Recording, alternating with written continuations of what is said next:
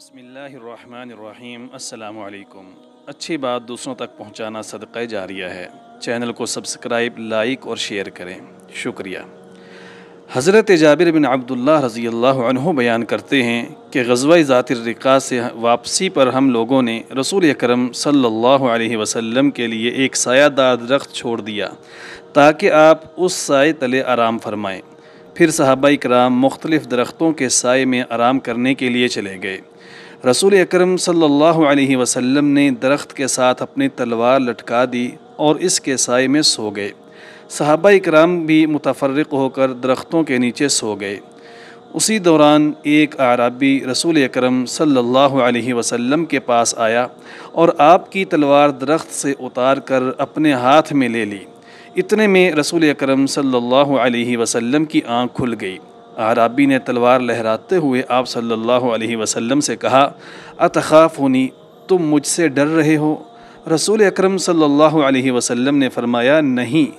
اعرابی کہنے لگا، تجھے مجھ سے کون بچائے گا؟ رسول اکرم صلی اللہ علیہ وسلم نے فرمایا، اللہ بچائے گا۔ اتنا سننا تھا کہ اعرابی کے ہاتھ سے تلوار چھوٹ کر زمین پر گر گئی۔ پھر تلوار رسول اکرم صلی اللہ علیہ وسلم نے اپنے ہاتھ میں اٹھا لی اور فرمایا، تجھے مجھ سے اب کون بچائے گا؟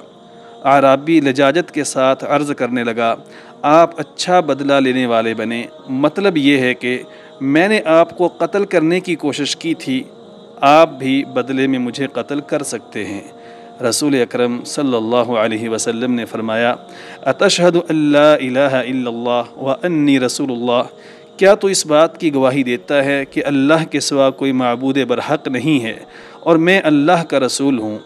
اعرابی نے کہا، میں آپ سے وعدہ کرتا ہوں کہ آج کے بعد میں آپ سے قتال نہیں کروں گا اور نہ ہی ان لوگوں کا ساتھ دوں گا جو آپ سے قتال کریں گے۔ رسول اکرم صلی اللہ علیہ وسلم نے اسے معاف فرما کر اس کا راستہ چھوڑ دیا۔ جب وہ اپنی قوم کے لوگوں کے پاس پہنچا تو ان سے جا کر کہا، میں تمہارے پاس ایک بہترین آدمی کے پاس سے آ رہا ہوں۔